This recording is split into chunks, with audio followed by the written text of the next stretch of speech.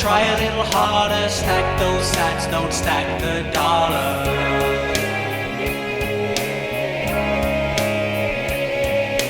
Buy a little lower, try a little harder, stack those sats, don't Right stack there.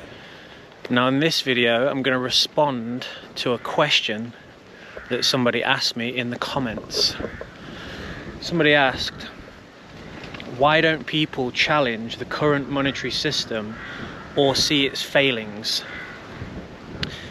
And I thought this was quite a deep question actually. Why don't people challenge it?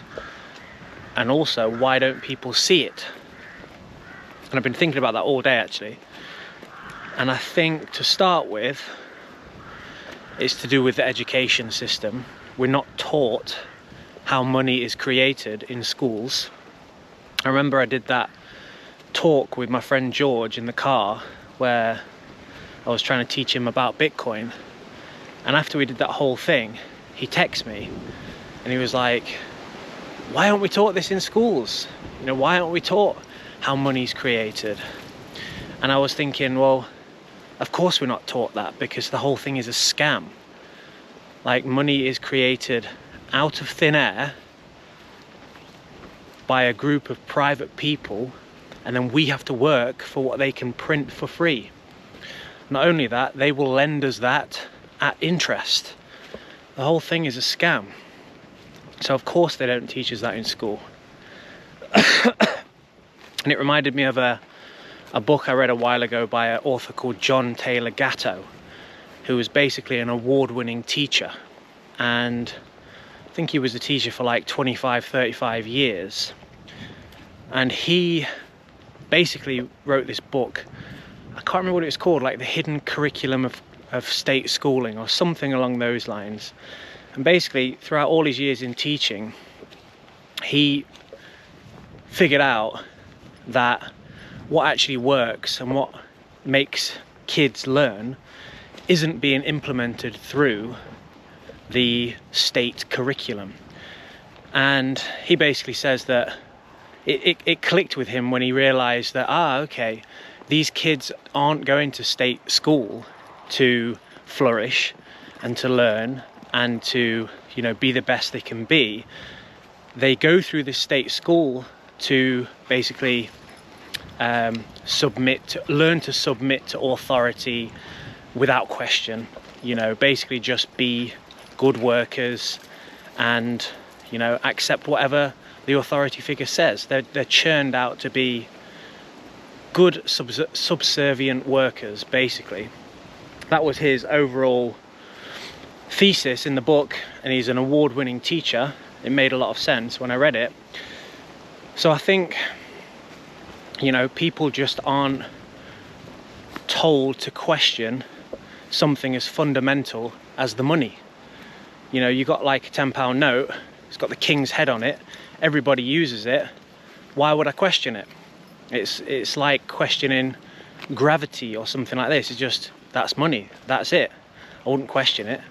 So I think that's partly part of it.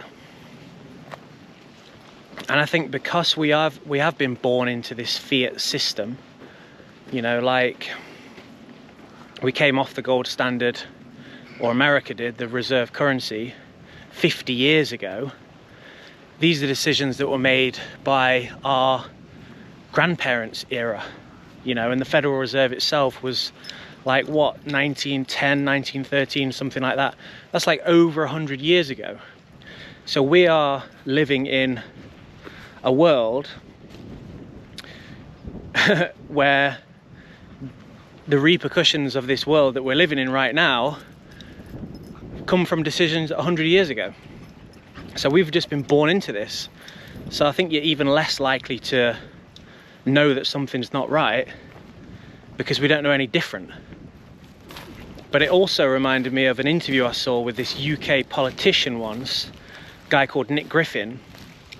And he's not been a politician for a while, but he did an interview, I think in like 2013, where he basically came out and publicly said there was a group, like a lobbying group, that were offering him a lot of money. And basically for that money, for his political campaign, he only had to do two things. He had to A, focus on Muslims being a problem, and B, not mention the banking system. And I'll play the clip now. We were approached. I was approached. We were offered money from the United States, and all they wanted was two things.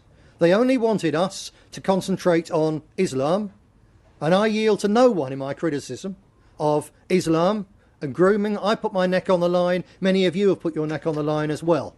But it's not the only problem. And they wanted us only to focus on that, and it only came with one other thing. They wanted us to drop our criticism of the banking system. Those were the only two things. We had to concentrate on talking about Muslims, and we had to drop our criticism of the international banking system. So, I mean, whatever you think of Nick Griffin and his politics, this is a politician who publicly came out and said that there was a group of people that were going to pay him a lot to not talk about the banking system.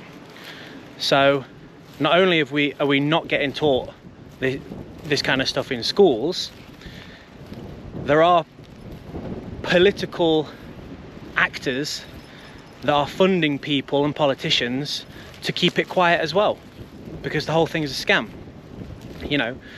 And I also remember reading in Lynn Alden's book, Broken Money, that when currencies start to get debased and inequality in society starts to widen and people start thinking, shit, I can't afford eggs anymore because the prices are going up and I'm not earning, my wages aren't going up to follow the prices, people start looking for scapegoats and they start looking for people to blame for that. And she said in her book that along with this often comes a rise in populism. And that's what we're seeing at the minute in this country. You know, people are starting to be like, oh, let's blame the Muslims for this chaos that we're living in. And not only does Lynn Alden say that in her book, that that's a standard repercussion of currency debasement, if you look at somebody like Nick Griffin, who came out and publicly said that there was a group of people that said, blame the Muslims and we'll pay you, don't mention the banking system. You know, that seems to be happening in front of our eyes. You know, you look at people like Tommy Robinson, who are in the same world as Nick Griffin was, you know, kind of like right-wing politics. His entire message is blame the Muslims. Not once is that guy talking about the banking system or usury, money printing, which is the foundation of this issue. So it makes me wonder, who knows if, you know, he took that deal that Nick Griffin got offered. Who knows? Who knows? But education is an issue with this stuff. People aren't taught it in schools.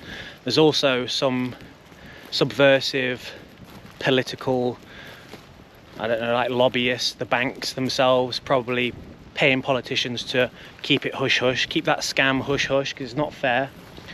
I also think that just the whole thing in terms of money printing, usury, compound interest, that kind of stuff, it's just been so normalized now that it's just normal. You know, a few hundred years ago, a 1% interest on a loan would have been outrageous.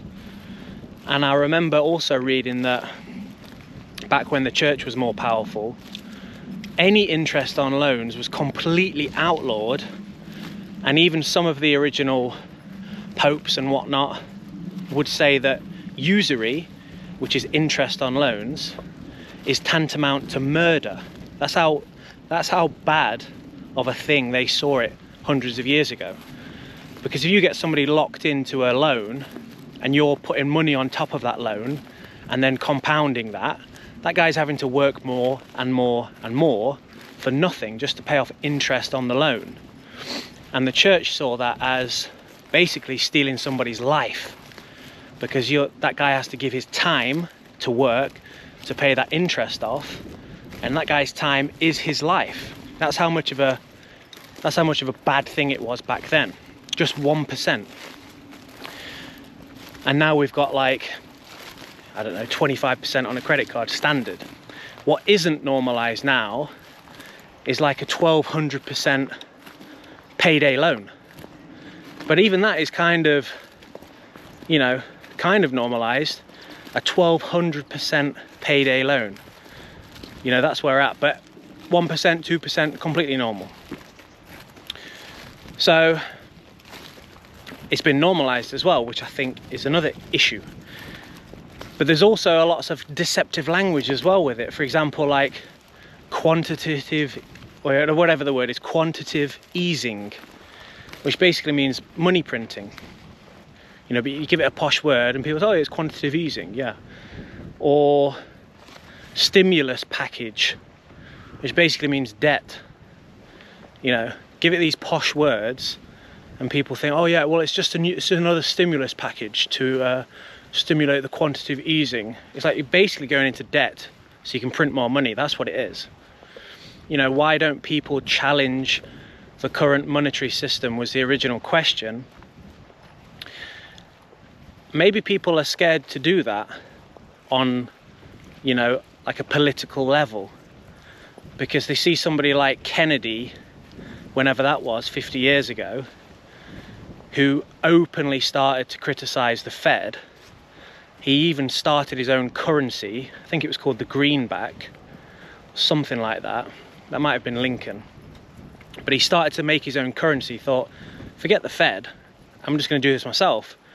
And he got assassinated for whatever reason, I don't know.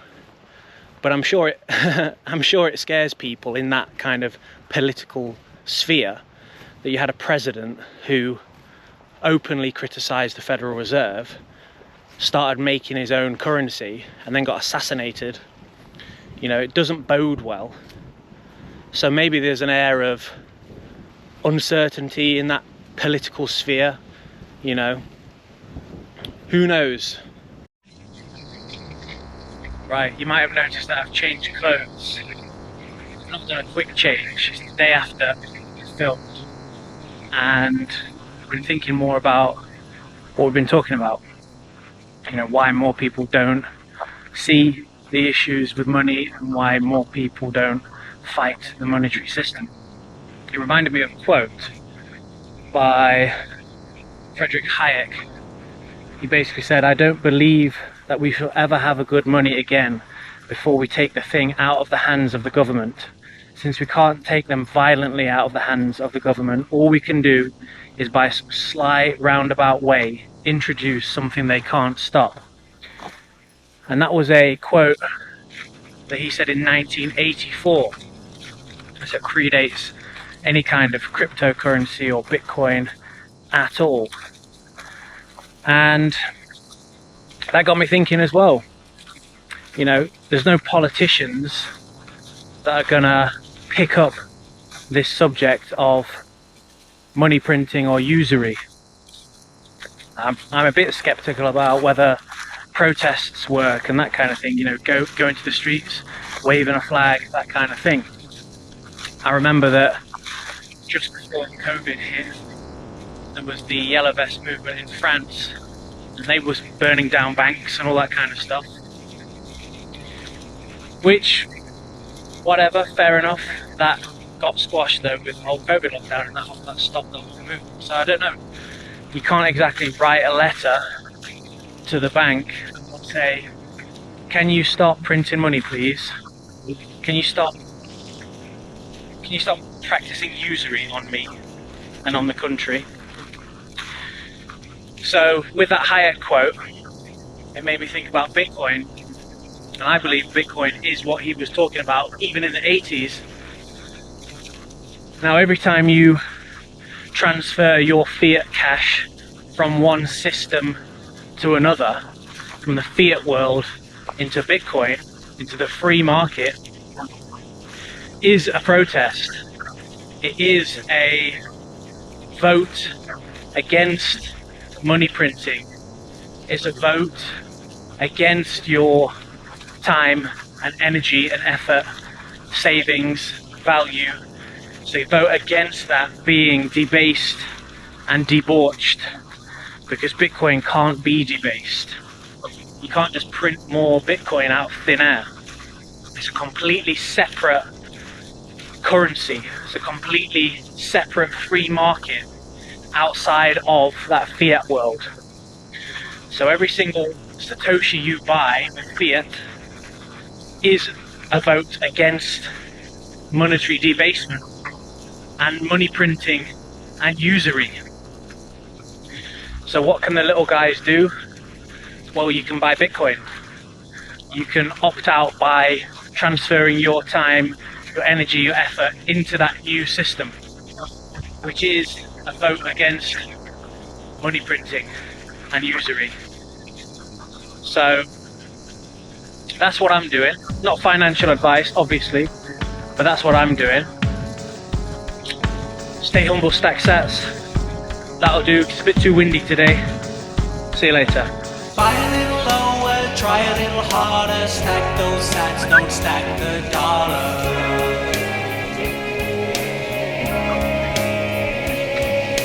Buy a little lower, try a little harder, stack those sats, don't stack the dollar. Don't stack the dollar. Buy a little lower, try a little harder, stack those sats, don't stack the dollar.